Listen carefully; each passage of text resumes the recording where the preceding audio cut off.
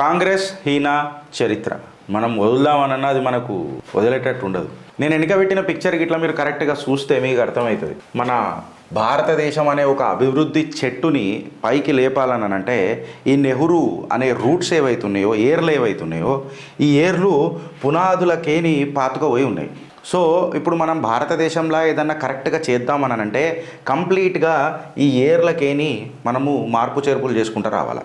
So అసలు ఏం జరిగింది, ఎందుకు ఇలా కాంగ్రెస్ ఈయన చరిత్ర గిరీష్ భాయ్ నువ్వు ఎందుకు తెచ్చినావు అని చెప్పి మాట్లాడితే, పూల్వాలా చాచా నెహ్రూ ఆ కాడికి వస్తే కాంగ్రెస్ పార్టీ ప్రతిసారి పాములను పెంచి పోషించింది ఎందుకు అని అంటే వాళ్ళ సెల్ఫ్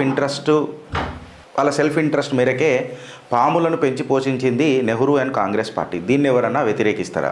ఇప్పుడు మోదీ గారు ఏం చేస్తున్నారు అని అంటే కంప్లీట్గా ఈ యాంటీ నేషనల్ ఫోర్సెస్ ఏవైతున్నాయో వాటిని కంప్లీట్గా డిస్ట్రాయ్ చేసే ప్రయత్నంలా మోదీ గారు కంకణం కట్టుకున్నారు. అది ఎప్పుడు నెహ్రూ అయితే ఎప్పుడు చేయలేదు. ఇది నేను చెప్పడం మాట కాదు. బీబీసీ ఎక్స్ జర్నలిస్ట్ మార్క్ టులీ ఏమన్నాడంటే, పిఎం మోడీ ఒక పెద్ద చెట్టుని కింద పడేసే ప్రయత్నం చేస్తున్నాడు.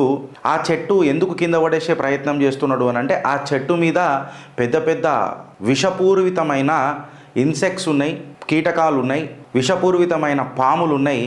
దాన్ని కింద పడేసే ప్రయత్నం చేస్తున్నాడు. కష్టమైన అత్యంత సంకల్పంతో ప్రయత్నం చేస్తున్నాడు అని చెప్పి గిరీష్ దారమోని గాడో లేకపోతే రైట్ వింగర్లో ఆ కాడికి వస్తాం మీరో నేను అనుడు కాదు ఫ్రెండ్స్. మార్క్ టుల్లీ ఒక బీబీసీ ఎక్స్ జర్నలిస్ట్ మాట్లాడిండు.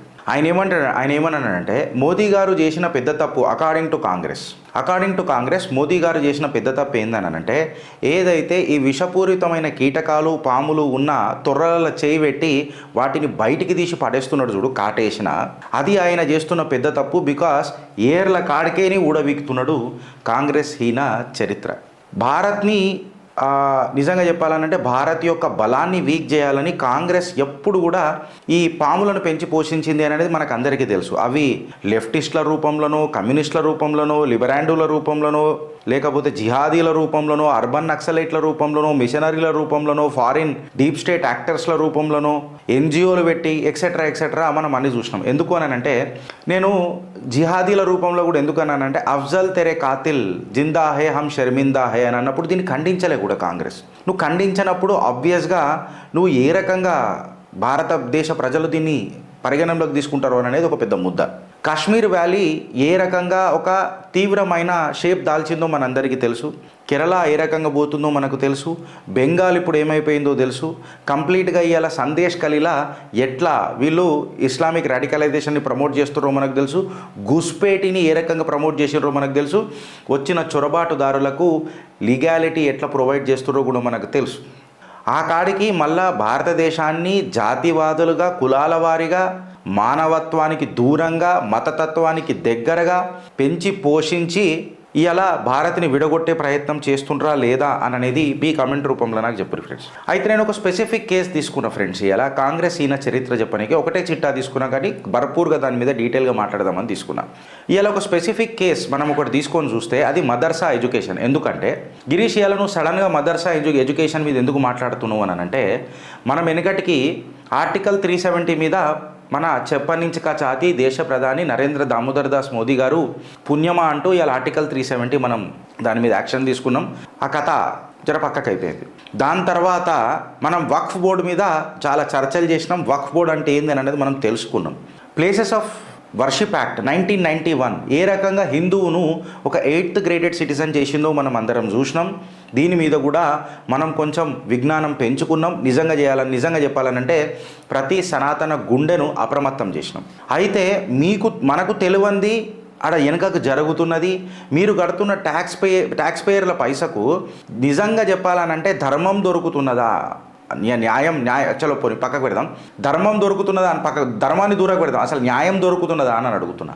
ఎవరైతే ట్యాక్స్ పేయర్ల పైస కట్టి దేశాన్ని అభివృద్ధి మార్గంలో చూడాలనుకుంటున్న ప్రతి సనాతన గుండె, భారతీయ గుండెకు ఇవాళ చిత్రగుప్తి చేస్తున్న ప్రశ్న ఏంటంటే, మీరు కడుతున్న ట్యాక్స్కి అసలు న్యాయం జరుగుతున్నదా? ధర్మం అయితే పొద్దురికి ఇవ్వదు. సో ఇవాళ మనం తెలుసుకోవాల్సిన విషయాలు ఏంది అని అంటే చాలా ఉన్నాయి. యాక్షన్ తీసుకోవాల్సినవి ఇంకా ఎన్నో ఉన్నాయి. అయితే యాక్షన్ ఎప్పుడు తీసుకుందాం, ఏం తీసుకుందాం లాస్ట్కి మనం డిస్కస్ చేద్దాం. దానికంటే ముందు మనం డిస్కస్ చేయాల్సింది ఈ మదర్సా ఎడ్యుకేషన్ మీద మనం ఖచ్చితంగా ఇవాళ డిస్కస్ చేయాలి. కేరళ అత్యంత ఎడ్యుకేటెడ్లు, ఇంటలెక్చువల్లు, ఇంకా ఫ్రంట్ లైన్ స్టేట్ ఏదైతే ఉన్నదో ఎడ్యుకేషన్ డిపార్ట్మెంట్లా కంప్లీట్గా హ్యూమన్ డెవలప్మెంట్ ఇండెక్స్ మనము ఆ డేటా తీసుకొని మాట్లాడితే కేరళ ఇలా అగ్ర స్థానంలో ఉంటుంది. ఆల్మోస్ట్ 7,580 కోట్ల రూపాయలు ఇప్పటికీ మదర్సా ఎడ్యుకేషన్ మీద ఖర్చు చేస్తున్నారు అని అంటే ఇది ఓట్ బ్యాంక్ పాలిటిక్స్ కాదా? దీన్ని పెంచి పోషించింది కాంగ్రెస్ కాదా? ఎస్, మీరు ఇన్నది కరెక్ట్. 7,580 కోట్ల రూపాయలు మదర్సా ఎడ్యుకేషన్ మీద కేరళ ప్రభుత్వం ఖర్చు చేస్తున్నది. ఇది నేను అంటలేను, Kerala higher education minister KT Jaleel గారు మాట్లాడిన మాటలే మీ ముంగటికి తీసుకొని వచ్చిన. దీన్ని ఎవరైనా ఖండించే జిగర్ల దమ్మున్నదా? ఇప్పుడు అసలు మదర్సాలకు ఈ ఎడ్యుకేషన్ ఎంత కాస్ట్ అవుతుంది, ట్యాక్స్ పేర్ల పైసా ఎట్లా పోతున్నది అని చెప్పి మనం చూస్తే మళ్ళీ మదర్సా ఎడ్యుకేషన్ అనేది ఎవరికి ఉపయోగపడుతున్నదిరా? ఇంత 7,580 కోట్లు ఒక రాష్ట్రానికే ఖర్చు అయితే యావత్ భారతదేశంలో ఏమవుతుంది? అకార్డింగ్ టు ది మన higher education minister of Kerala KT Jaleel గారు చెప్పినది చూస్తే కేవలం ఒక మైనారిటీకి అనబడే ఒక మతానికి ఇది ఉపయోగపడుతున్నది, ఎస్పెషల్లీ ముస్లిమ్స్లకు. సరే, ఇంట్లోకి మదర్సా ఎడ్యుకేషన్లో చదువుకున్న తర్వాత బయటపడ్డాక వీళ్ళేమన్నా ప్రయోజకులైనరా, దేశ ప్రతిభకేమైనా ఉపయోగపడ్డరా అని అంటే కంప్లీట్గా fanatic, fundamentalist, radicalisation of thought process జిందగీ మొత్తం గిదే జిందగీలో బతుకుతున్నారు వీళ్ళు. వీళ్ళకి ఏదైనా స్కిల్ ఆపర్చునిటీ పోదామనంటే స్కిల్ నేచర్ ఉందా? లేదు. మదర్సా స్టూడెంట్స్ కంప్లీట్గా ఎక్కడ పోతున్నారు రా బాయ్ ఇవాళ పక్కకు పెట్టానంటే ఇవాళ ముత్యాలమ్మ దేవాలయం కాడికి తీసుకోండి, మీరు మన అదేమంటారు భూలక్ష్మి మాత టెంపుల్ని తీసుకోండి, లేకపోతే వేరే దగ్గర తీసుకోండి, ఎక్కడ తీసుకోండి, బరాచ్ల రామ్ గోపాల్ మిశ్రాకైన సంఘటన తీసుకోండి, అంతా తీసుకోండి. ఈ పోరలు or to that matter Ram Gopal మిశ్రాను చెన్ని చేసిన, ఆయన శరీరాన్ని చెన్ని చేసినోడు ఏడికైనా వచ్చిండ్రా భయ్ అని అంటే ఆడు మదర్సా ఎడ్యుకేషన్ కాడికైనా వచ్చిండు, నేపాల్ మదర్సా అది. సో ఈ మదర్సా వాళ్ళు కంప్లీట్గా ఎక్కడ పోతున్నారు రా భయ్ అని చెప్తే యాంటీ నేషనల్ ఫోర్సెస్ సైడే పోతున్నారు. వీళ్ళకి అందరికి ఒక కవచం ఎవరు నిలబడుతున్నారా అని అంటే ఇండియన్ యూనియన్ ముస్లిం లీగ్, IUML. వీళ్ళందరూ యాంటీ నేషనల్ ఫోర్సెస్ జాయిన్ అయిపోయి ఎక్కడ జాయిన్ అవుతున్నారు అని అంటే ఐదర్ PFIలో జాయిన్ అవుతున్నారు, లేకపోతే సిమి అని అంటున్నారు, లేకపోతే ఎక్సెట్రా అంటున్నారు. కేరళ నుంచి ISISకి కూడా రిక్రూట్ అయిన సంఘటనలు ఎన్నెన్నో. కాంగ్రెస్ పార్టీ కూడా ఈ ఇండియన్ యూనియన్ ముస్లిం లీగ్ ఏదైతే ఉందో దాంతో పార్ట్నర్ అయిందా గిరీష్ అని అంటే maybe or may not be అని అనే సందిగ్ధం కూడా అక్కర్లేదు, మేబీ అని చెప్పి చెప్పొచ్చు. గంభీరమైన ఆరోపణలు కాంగ్రెస్కి మనము వేయొచ్చు. ఎందుకు అని అంటే ఇవాళ ప్రియాంక వాడ్రా గాంధీ ఎలక్షన్ లోక్సభలో అడుగు పెడదామని అనుకుంటే తను చూస్ చేసుకున్న కాన్స్టిట్యుయెన్సీ వైనాడ్, ఎక్కడైతే ముస్లిం పాపులేషన్ మంచిగా బర్కరారు ఉన్నదో అక్కడనే తను ఆ కాన్స్టిట్యుయెన్సీని చూస్ చేసుకొని ఇవాళ 4 లక్షల మెజారిటీతో ఓట్లతో గెలిచింది అని అంటే మీరు సనాతన బంధువులు, భారతీయ గుండెలు ఇవాళ అర్థం చేసుకోవాల్సిన పరిస్థితి వచ్చిందా లేదా అన్నది నేను చెప్తున్నా. ఈడికి ఆగిపోయిందా అని అంటే ఈడికి ఆగలే. ఇప్పుడు ముల్లా ముక్రి అని అంటారు, పెన్షన్ ఫర్ వర్కర్స్, ఎవరైతే మస్జిద్లలో పనిచేసే వర్కర్లు ఉంటారు కదా వాళ్ళకు ముల్లా ముక్రి అని చెప్పి ఒక పెన్షన్ స్కీమ్ ఉండే. ఇది ఎవరు ఇంట్రడ్యూస్ చేసిర్రా నాయన అని అన్నప్పుడు అని అంటే మన సీఎం కరుణాకరన్ 1982లో veteran communist leader EMS Namboodiripad ఎవరైతే ఉన్నారో వాళ్ళు ఏమని అన్నారంటే ముస్లింలు ఎప్పుడు కూడా రాష్ట్ర ఖజానాను లూటీ చేయనికనే ప్రయత్నిస్తారు తప్ప ఖజానాను నింపే ఆర్ టు దట్ మ్యాటర్ రాష్ట్రాభివృద్ధికి ఎంతమంది పోలుపడ్డరు, ఎంతమంది ముస్లింలు రాష్ట్ర ఖజానాను నింపి అభివృద్ధి పదంలో నడపడానికి ప్రయత్నం చేశారు అని చెప్పి ఆయన కూడా మాట్లాడిన మాటలు. అండ్ ఇన్ఫ్యాక్ట్ ఇలా నేను గౌరవనీయులు 2వ ముఖ్యమంత్రి అనుముల రేవంత్ రెడ్డి గారికి కూడా ప్రశ్న వేస్తున్నా, తెలంగాణలో ఎంతమంది హిందువులు కరెంటు బిల్లులు సక్రమంగా కడుతున్నారు, ఎంతమంది ముస్లింలు కడతలేరు? మీరు జాతివాదులుగా కులగన చేసి జితనా ఆబాది ఉతనా హక్ అని చెప్పి మాట్లాడతారో మళ్ళా హిందువులు ట్యాక్స్ ఎంత కడుతున్నారు సార్, ఎంత న్యాయబద్ధంగా కడుతున్నారు, ఎంత నిబద్ధతతో కడుతున్నారు అనేది కూడా పరిగణనలోకి తీసుకొని మాట్లాడాలి సార్. మతతత్వ విద్వేషాలు మీరు రెచ్చగొడుతున్నారు సార్, ఎందుకంటే మీకు యాక్షన్ తీసుకునే జిగర్ల దమ్ముందా అని అంటున్నారు. So when we have taken a topic about madrasa education, let us not deviate the subject. This was just an example to our honourable CM of the state. నేనేమంటున్నా అంటే మదర్సా ఎడ్యుకేషన్ తీసుకొని మనం మాట్లాడినప్పుడు అసలు ఎంత గంభీరమైన ముద్ద ఉన్నది అనేది మీరు చూడండి. టోటల్ పాపులేషన్ ఆఫ్ కేరళ ఏదైతుందో unit 10s, 100s, 1000, 10,000, lakh, 10 lakhs, 3 crores 56 lakhs ఉంది అని చెప్పి టోటల్ కేరళ పాపులేషన్ అని చెప్పి చెప్తున్నారు. ఇది నేను కొట్టింది కాదు, ఒక ట్వీట్ కొట్టిండు మనిషి, మన కేటీ జైల్ గారి complete source higher education minister ఏదైతే ఏమంటారు డేటా ఇచ్చిండ్రో ఆ డేటాని డీకోడ్ చేసి రాసిన ట్వీట్ ఇది. టోటల్ పాపులేషన్ ఆఫ్ కేరళ ఎంత ఉంది ఫ్రెండ్స్? 3,56,99,443. ముస్లిం పాపులేషన్ ఎంత ఉంది అని అంటే 88,73,472. అంటే 26% ఆఫ్ కేరళ పాపులేషన్ ఇవాళ ముస్లిం పాపులేషన్ ఉందని చెప్తున్నారు. నంబర్ ఆఫ్ మదర్సాస్ కేరళలో ఎన్ని ఉన్నాయి అని అంటే 21,683. 26% పాపులేషన్కి మదర్సాలు కేరళలో ఎన్ని ఉన్నాయి అని అంటే 21,683. నంబర్ ఆఫ్ మదర్సా టీచర్లు కేరళలో ఎంతమంది ఉన్నారు అని అంటే 2,04,683 మంది టీచర్లు ఉన్నారు.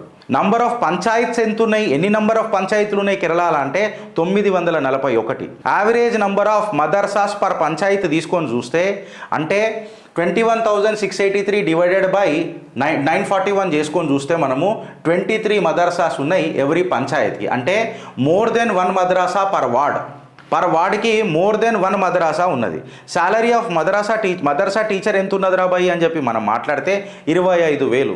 ఇక్కడ పాఠాలు నేర్పుకునే ప్రైమరీ స్కూల్ టీచర్కి ఆర్ టు దట్ మ్యాటర్ ఒక టీచర్కి ఒక సనాతన గుండెకు భారతీయ గుండెకు or to that matter secular భావాజాలాలు ఉండే గురువుకు ఎంత జీతాలు వస్తున్నాయో ఒక్కసారి మీ మనస్సాక్షికి చెప్పుర్రి.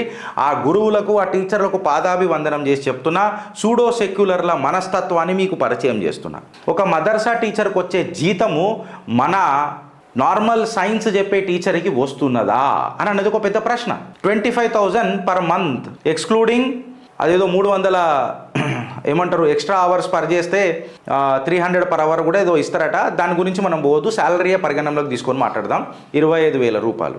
అయితే శాలరీ ఆఫ్ మదర్సా టీచర్లు పర్ మంత్ రాష్ట్ర ఖజానాకు ఎంత పడుతున్నది రాబాయి అని చెప్పి మాట్లాడితే 2,04,683 టీచర్లు వాళ్ళకు నెల జీతము 25,000. సో ఎంత వచ్చింది friends? Unit 10, 100,000, 10,000, lakh, 10 lakhs, crores, 10 crores, 511 crores 70 lakhs 75,000 రాష్ట్ర ఖజానాకు మదర్సా టీచర్లకు జీతం ఇయ్యనికే పడుతున్నదంట అని చెప్పి Kerala higher education minister KT Jaleel గారు చెప్తున్నారు. దాని తర్వాత ఈ మదర్సా టీచర్లకు మంత్లీ పెన్షన్ కూడా ఇచ్చిండ్రు రిటైర్మెంట్ అయిపోయిన తర్వాత ఎక్సెట్రా బై పినరాయి గవర్నమెంట్ ఏదైతుందో వాళ్లకు సుమారు pension given to madrasa teachers per month implemented by the Pinarayi government 6,000 into 2 లక్షలు ఎంత అయింది? అది unit 10, 100,000, 10,000, lakh, 10 lakhs, crores, 10 crores, 120 crores ఎంత పెన్షన్లకు పోతుంది కేరళలో మదర్సా టీచర్ల పెన్షన్ కోసం. టోటల్ 1 మంత్ మదర్సా శాలరీ పెన్షన్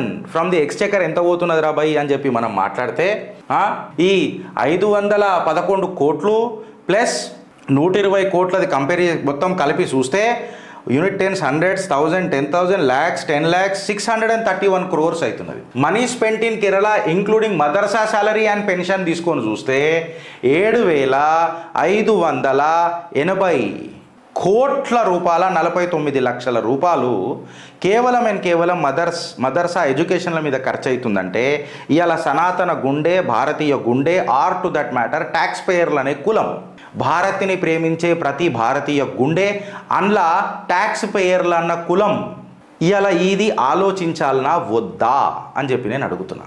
ఎందుకంటే నువ్వు ఎడ్యుకేషన్ చేసుకున్న తర్వాత నువ్వెట్లున్నావు నేనెట్లున్నా, అదే ఒక మదర్సా ఎడ్యుకేషన్ల నుంచి బయటకు వచ్చినోడు ఏ రకంగా ఉన్నాడు అనేది మనం ఇవాళ చర్చించాలనా వద్దా.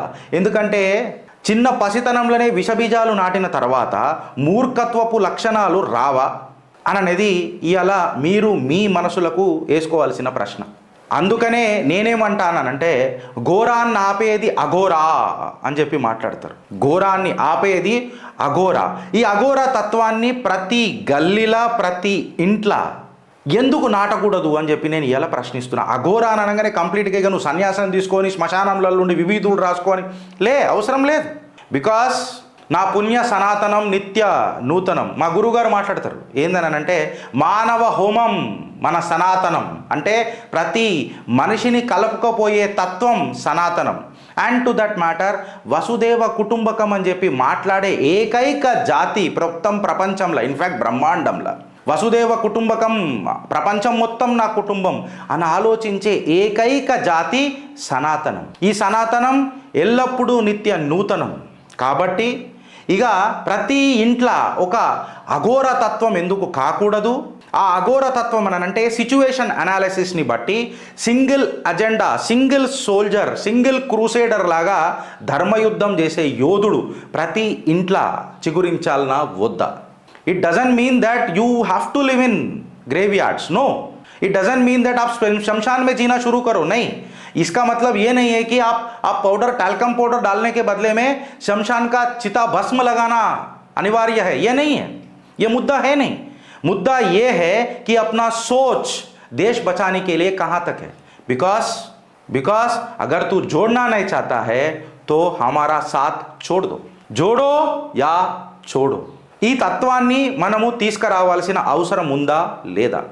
నువ్వు కష్టపడి ట్యాక్స్ పేయర్ల లెక్క పైసలు కట్టి రాష్ట్రాభివృద్ధికి, దేశాభివృద్ధికి ప్రయత్నం చేస్తుంటే అడ్డమైన రాజకీయాలు చేసి గడ్డపార దించే ఈ రాజకీయ నాయకులు and to that matter diversion tactics తీసుకొని వచ్చి అసలైన సుసలైన ముద్దాలను పక్కకు పెట్టి వాళ్ళ అజెండా నడిపి ఒక పర్సెప్షన్ క్రియేట్ చేసి అండ్ పర్సెప్షన్ ఈజ్ రియాలిటీ అని మాట్లాడుతున్న ఈ రాజకీయ నాయకుల వేషాలలో ఉన్న మోటివేషనల్ స్పీకర్లని మీకు నేను పరిచయం చేస్తున్నాను. You have learned about the Waqf and you are familiar with the Worship Act of 1991, places of worship act, and today you should understand a fact that how the taxpayers money is being looted for unnecessary education which is creating fanatics and radicals. బటేంగే తో కటేంగే అన్నది ఊకేనే రాలే, Jodo yeah చోడో అన్నది ఊకేనే రాలే. చిత్రగుప్తి నినాదం తీసుకుంటుంది, ఖచ్చితంగా తీసుకొని మాట్లాడుతుంది. నేను కొంచెం సస్పెన్స్ పెట్టినా మీకు ఒక గొప్ప ఆలోచన, సాక్షాత్తు హిమాలయ గురువుల నుంచి వస్తున్న ఒక గొప్ప ఆలోచన మీకు పరిచయం చేసే ప్రక్రియలా చిత్రగుప్త్ మొదలెట్టింది. నేను చెప్పిన కదా ఫ్రెండ్స్, మూబంద్ కాంచాలు. గిరీష్, ప్రభుత్వాలు ఏం చేస్తున్నాయి? తర్జన భర్జన పడుతున్నాడు నా దేశ ప్రధాని, అనుక్షణం పనిచేస్తున్నాడు, రోజుకి 18 గంటల పైగా పనిచేస్తున్నాడు, అలసిపోక సొలసిపోక లీవ్ తీసుకోకుండా, సెలవు తీసుకోకుండా మన దేశ సేవలో ఉన్నాడు. అసుంటోడికి మనము మద్దతు తెలుపుదామా, లేకపోతే మసిబూసి బట్టగాల్సి మీదేద్దామా? మోదీ హే తో మున్కిన్ హే అని ఎన్నోసార్లు మనం మాట్లాడుకున్నాం. మోదీ మేరా భారత్ అపునా మోదీ అని చెప్పి నేను మాట్లాడు. It not about only a particular individual or a particular party. నేనేమంటానంటే ఇవాళ భారతీయ జనతా పార్టీ ఒక పార్టీ ఉన్నది, భారత్ని ప్రేమిస్తుంది అని చెప్పి మనం మాట్లాడుతున్నాం. ఇట్లా ప్రతి గుండె ప్రేమించేటట్టు మనం చేద్దామా వద్దా?